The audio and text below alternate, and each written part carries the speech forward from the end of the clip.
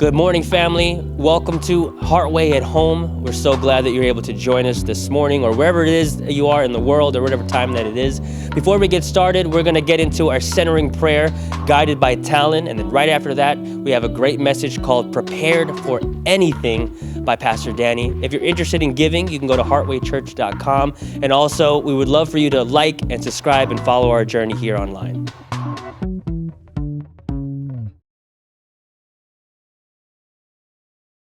Good morning. How we doing, Heartway? Grateful to be up here. I just have a quick question for you guys. Who likes pain? Pain. Yes, pain. It's crazy. Crazy to think who likes pain. I don't like pain, but we've all been through pain. And I was up in Palm Beach talking with my mom and my aunt, and an interesting conversation came up, and we were talking about pregnancy. I'm fortunate enough, I don't have to go through that. So all you ladies, bless your hearts.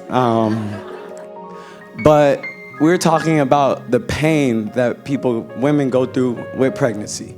And it's also always thought of as the most painful thing to ever go through.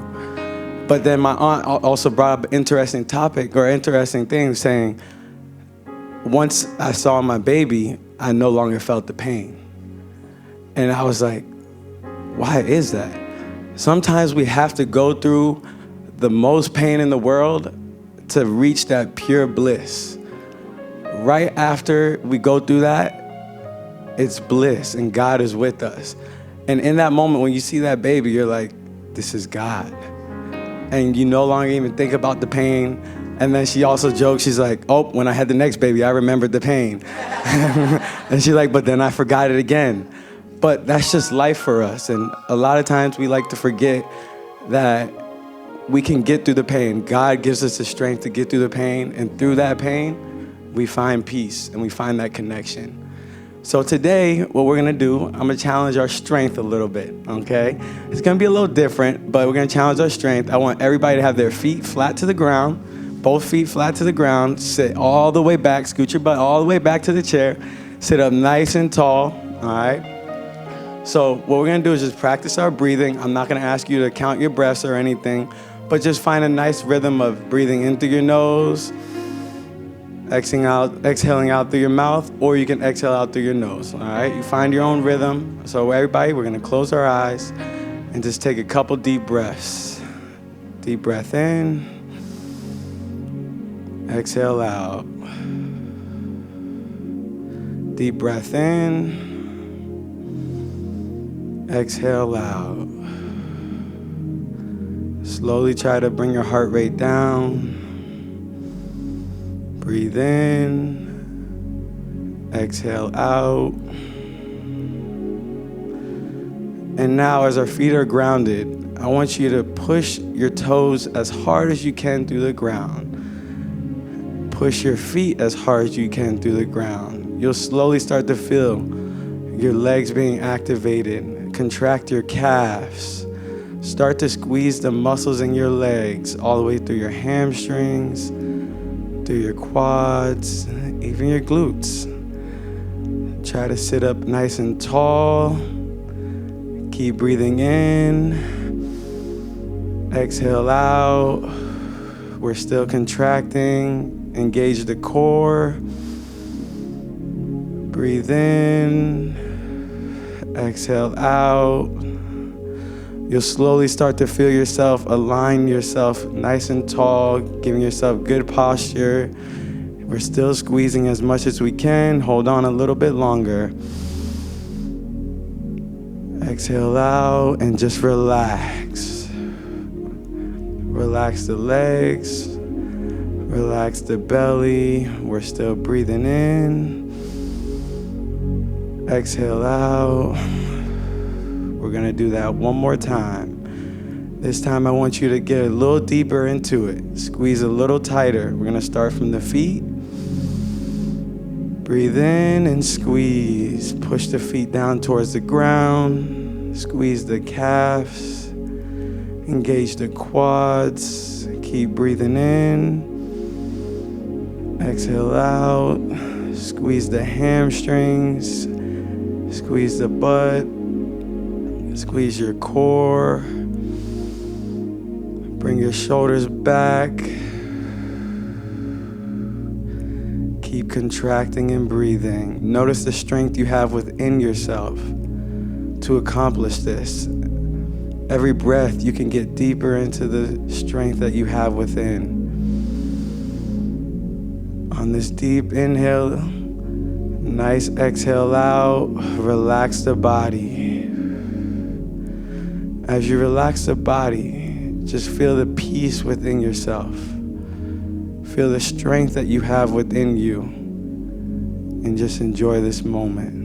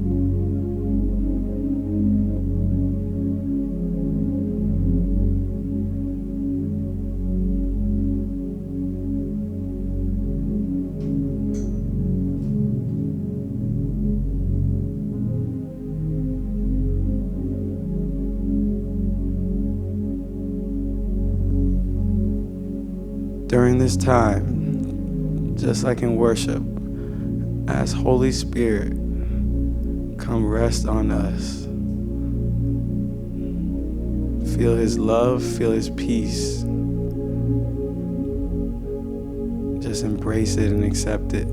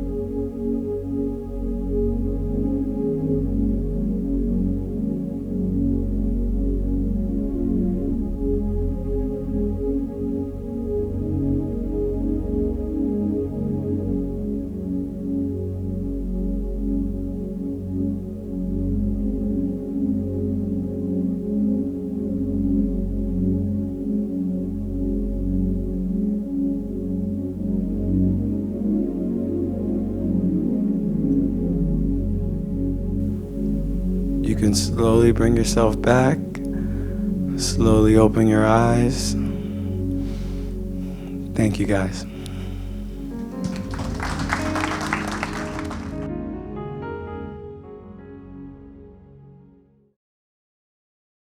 All right. Well, today's message is called Prepared for Anything. And I know typically when we come to a service like this, we really want to be encouraged with positivity. And I hope we get some of that here today. But sometimes you just got to be real. You just got to get real about life. And the reality is, some of us don't even think about pain and suffering and tragedy until we are confronted with it. And if by that point we have yet to contemplate these matters with any sort of depth, we will probably be ill-equipped to face them. When I was in high school, my basketball coach used to always say, if you fail to prepare, you prepare to fail. Do you say that, bro, to people? Another one that I would hear a lot was proper preparation prevents poor performance. Anybody ever heard these cliches? You know, they're cliches, but they're true on multiple levels. And when it comes to spirituality, it also remains true. That's how it works with life. There is a sort of spiritual preparedness that we can have for the storms that come our way. And so the premise of what I want to share with you today is this principle. When you prepare for misfortune, you lessen its impact. Very simple. When you prepare for misfortune, you lessen its impact. Nobody is fortunate all the time. And some of us are very fortunate. We've had very nice lives. But nobody is fortunate all the time.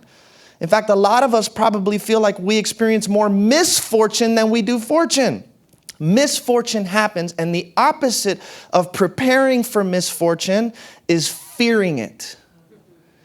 And it's easy to get to the point where we fear misfortune so much that we don't even want to think about the possibility of anything going wrong in our life. God forbid, don't talk about sickness, don't talk about death, don't talk about any of that crazy stuff, because God forbid if that were to happen, and we're just revealing our own lack of preparedness as we say that, but life happens. These things happen. You cannot escape the inevitable. A lot of us rather choose denial. We deny that these things are even possible to happen to us. And the truth is, it's like somebody was telling me the other day, our problem normally tends to be that we think way too much about all the things that can go wrong, right? Like, wouldn't it be nice to underanalyze your problems for once instead of overanalyze your problems? Because some of us, it's just we're always thinking about what can possibly go wrong. And we suffer before we have to. A lot of us suffer before we have to. We suffer in our imagination from problems that don't even exist yet. But in our attempt to try and predict which problems will come, we're already creating more problems for ourselves. Remember, when you fear suffering, you're already suffering from your own fear. So spiritual preparedness is about getting over the fear of suffering. Because that's the main thing that we all have to deal with on the inside. It's the fear of going through a lot of this stuff. So preparing for anything doesn't mean obsessing over all of the things that could possibly go wrong in your life. All I'm saying is there is a way to prepare yourself on a mental and emotional level for whatever it is life throws your way. How can we develop a mindset that is able to withstand the storms and the trials and the difficulties that life brings to us? It's not going to be easy. It's going to take a lot of intentionality and a lot of practice and a lot of screwing up. But what does it mean to prepare? Building your faith, developing resilience, growing in your self-awareness, learning how to have some sort of self-control. These are all things that will come tremendously in handy. Here's another one, developing patience.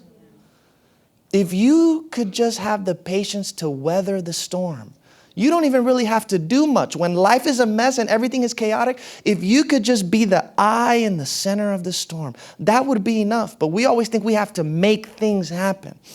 Just be still and know that God is God.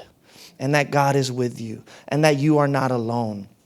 And trust that when it is time for you to cross the bridge of suffering, you will be prepared. You will be ready because you've been practicing. Life is your training ground. And God has created a curriculum for your spiritual development that is perfectly catered to you. And what you experience is the lesson plan.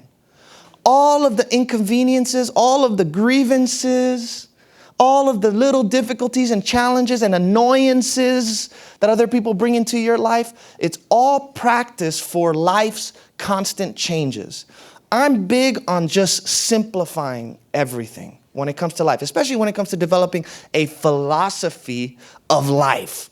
We've got to simplify things. And for me, I've learned how to just categorize all of life's troubles and trials and tribulations under one label, and that is change.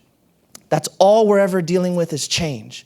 We tend to layer on top of that a whole bunch of stories and narratives about how this person hurt me and how life is not fair and how things never go good for me and blah, blah, blah, blah, blah. It's the same old the ego is the same story every time. It's the same victim story every time. But all that's ultimately happening is change. Something has changed or someone has changed, and we either accommodate to that change or we don't. We accept it or we resist it. Our suffering comes from resisting change instead of flowing and going with changes as they come. So how can we approach life's difficulties in a manner that allows us to open up our hearts in radical embrace and radical acceptance instead of resistance? The best way to get ready for change is to accept that it will come. Don't get too comfortable when everything is the same, because it won't be that way forever. The boat will get rocked. Things will happen. You can't avoid it. And the best way to get ready for it is to accept that it will come. If you really want to be prepared for suffering, it starts with the recognition that you are not exempt from it. None of us are. There was a Stoic philosopher by the name of Seneca. And this principle that we're talking about today was central to his philosophy of life. He said that those who anticipate the coming of troubles take away their power when they arrive. So according to Seneca, if you don't expect problems, you are simply adding to their difficulty when they come. So his whole premise is don't be surprised. Don't let life surprise you. Nothing should surprise you. Anything can happen at any time. Scary. Really scary. Still true. Of course, we don't have to be thinking about this all the time and growing paranoid and like, oh my God, anything can happen. Again, we're talking about overcoming this fear of suffering. And you do that by attributing to your life suffering a higher meaning and a higher purpose. This is all curriculum for my learning. It's all there to build my character, to strengthen me, to equip me for that which is to come. The idea is to develop a willingness to go through whatever life puts you through before you have to go through it. And you can just make that contract with yourself right now. I am willing to go through whatever life puts me through. What other choice do you have? Right? If it's here, you're going through it, you can't avoid it. You're either going to go willingly or begrudgingly. So if life is taking you on a roller coaster ride and you're already stuck, you might as well lift up your hands and just, all right, I guess we're going for the ride now. That's it. Seneca took this to an extreme. He would actually tell his students to do this as well because he did this. And this was a very wealthy man who worked for the Emperor of Rome. But he decided for a couple weeks' time to basically abandon all of his riches, dress really shabby, basically be homeless, barely eat any food, just so that he can prove to himself that what he was so afraid of really wasn't that bad. And in his own journal entry, that's what he writes. He's like, is this what I was dreading so fearfully? Does this mean we got to always think about worst case scenarios? No. That's just going to create more fear and paranoia. There's no need for that.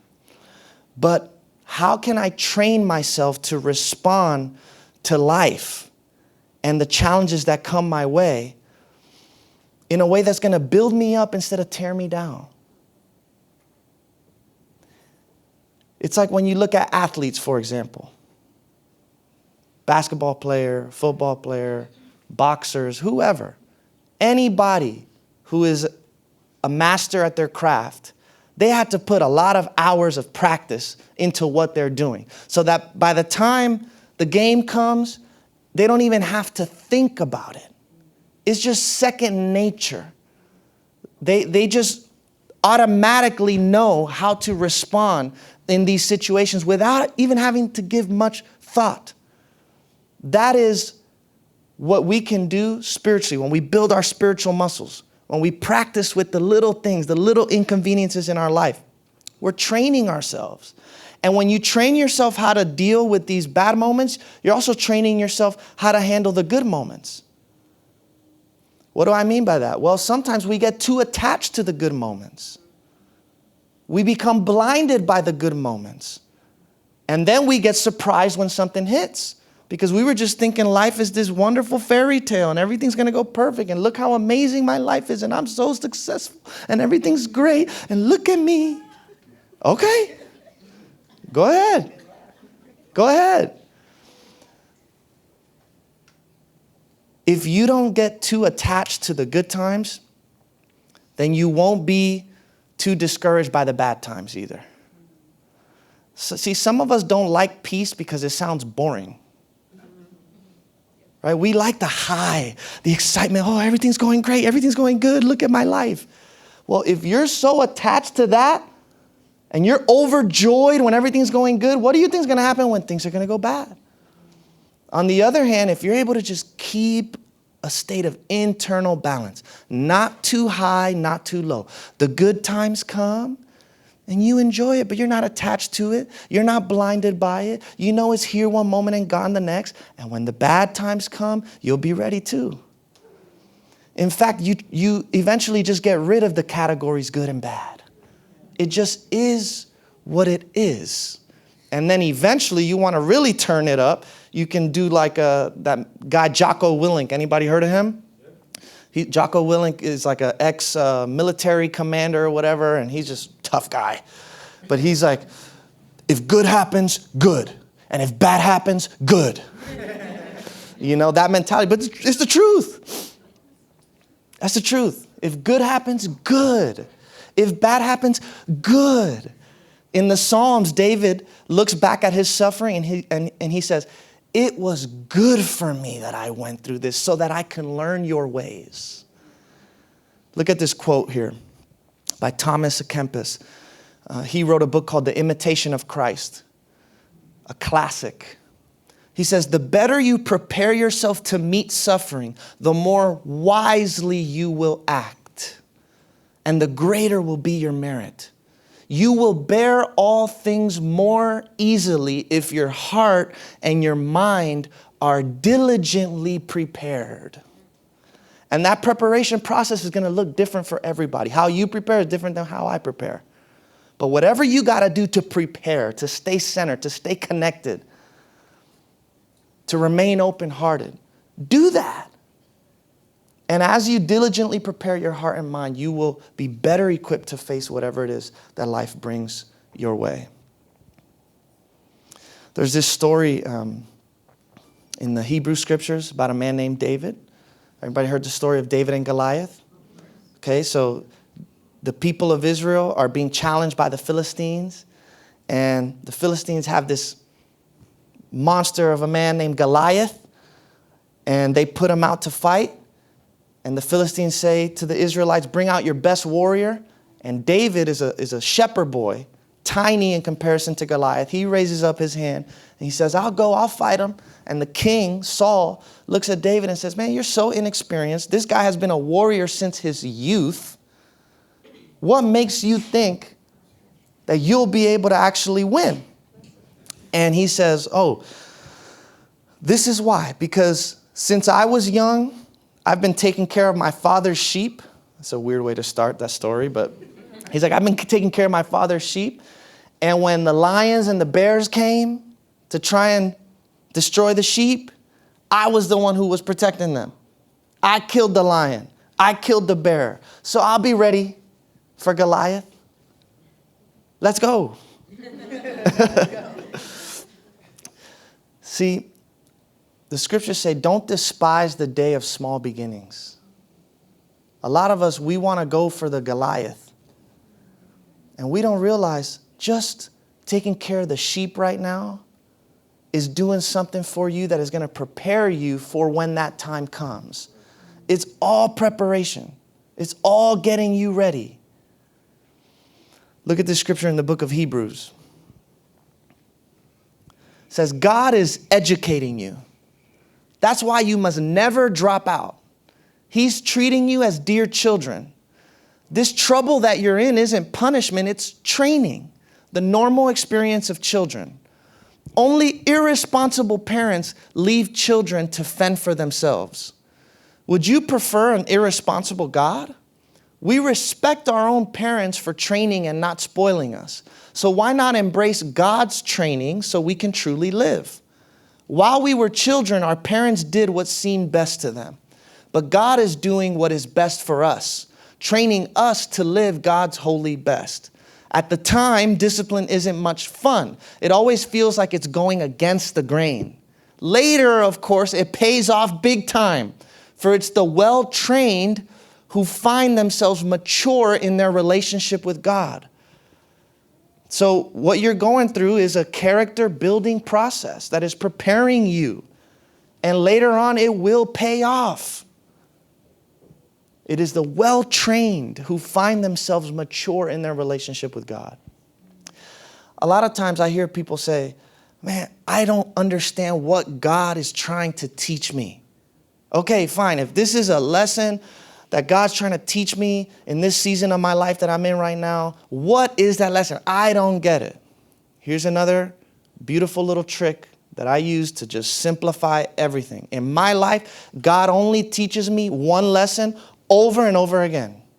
Surrender. That's the only lesson that God teaches me. It's all one big lesson in letting go.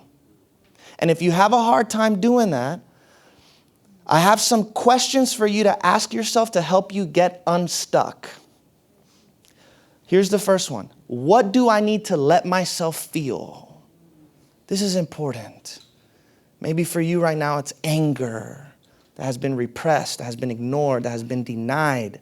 And you have to give it life. You have to acknowledge that it's there. You have to let it live without trying to fix it or change it or beat yourself up because you're experiencing it. And then draw the connection between the emotion that you feel that is troubling you and what it is that you may be trying to control, because that is ultimately the cause.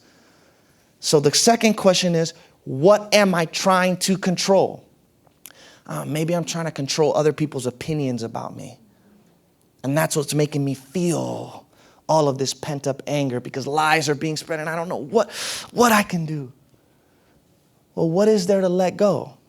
And I'm not saying let go, but just by developing a willingness to let go, that's enough for God to move in and do something in your life. If you just have the willingness to let go, your problems end up letting go of you. What is there to let go? Maybe I need to let go of the need for other people's approval.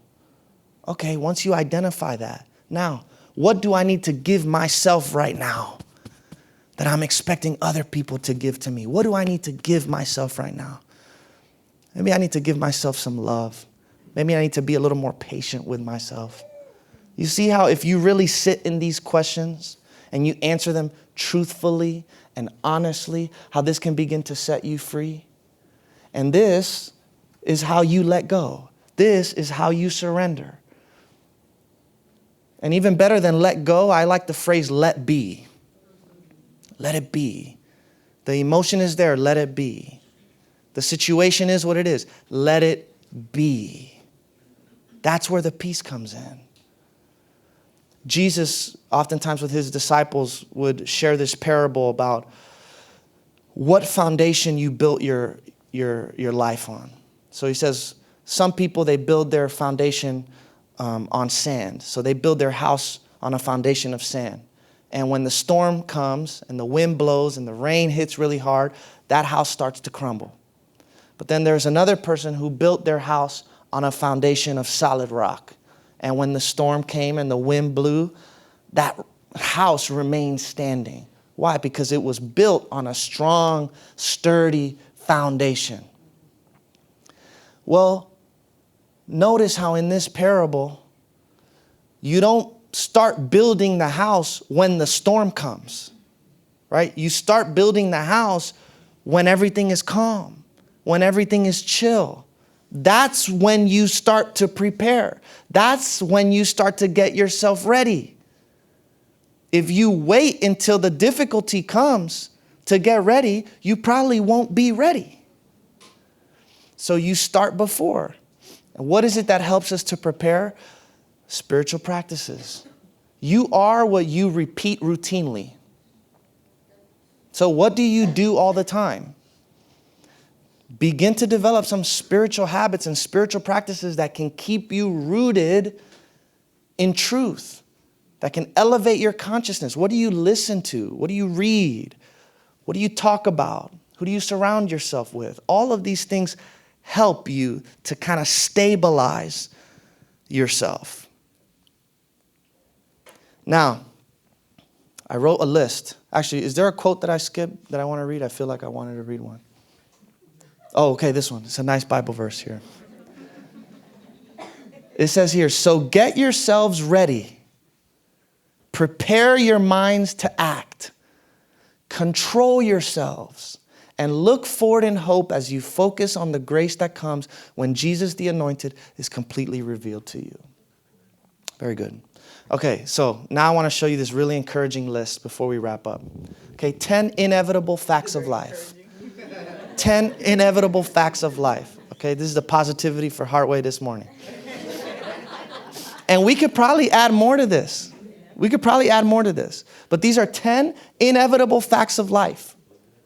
Number 1, people will disappoint you. Number 2, life will not always meet your expectations. Number 3, anything that you have, you can lose. Number 4, you will make mistakes and bad decisions. Number 5, life is short and tomorrow is not promised to anybody. Number 6, tragedy visits us all. Number 7, life isn't always fair. Number 8, the world will always be in chaos.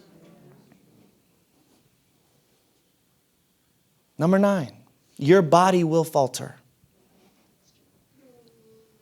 Number 10, your feelings will be up and down. Number 11, some people won't like you. Number 12, no, I'm just kidding. Like I said, this list could go on, but you get the point, right? Now, will we ever be fully, completely prepared to meet these realities? No. Right? It's still going to come, and even though you know that it's going to come, it's going to hit you where it hurts when it does. But if you prepare for the inevitable before it comes, you will be better equipped to deal with it. You will soften its blow when it hits you. And that's enough.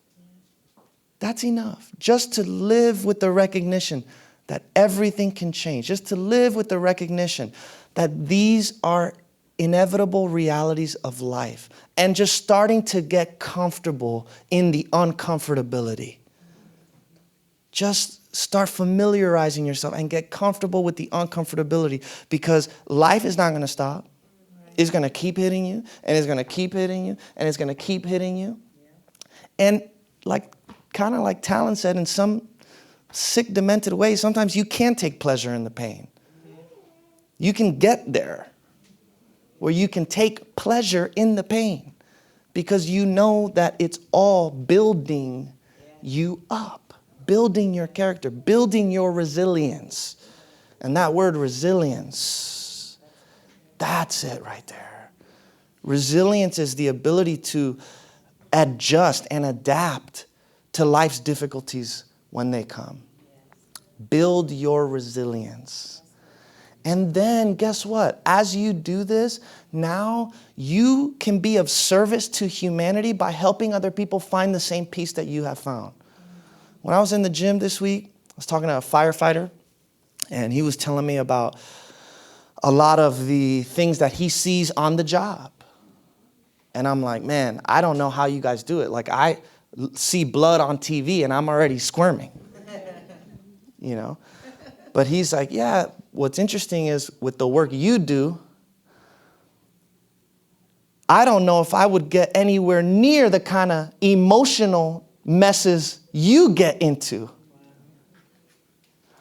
And so he's like, he said this to me, and it really touched me for some reason on the day that I heard it. But he's like, you're providing a good service.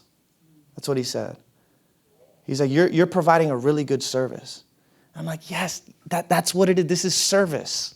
It's service. It's just service. We experience this wonderful peace from God so that now we can serve others, so that we can spread this to others, so that we can help other people when they're stuck in a rut, when life is hard. And there's so much satisfaction and fulfillment that comes when you genuinely live your life as an act of service to others, to help. Right? Your salvation is not just for you. This is so that you can now save others too. And one good way to do that, you may need to send somebody this list. Hey, I got something really encouraging for you today. Here's what they showed me at church this morning. 10 inevitable facts of life. Don't do that. Do not do that. But yeah, prepare for anything. It's possible. And the best preparation is stay connected to God. Stay connected to God no matter what. God is the one constant in your life.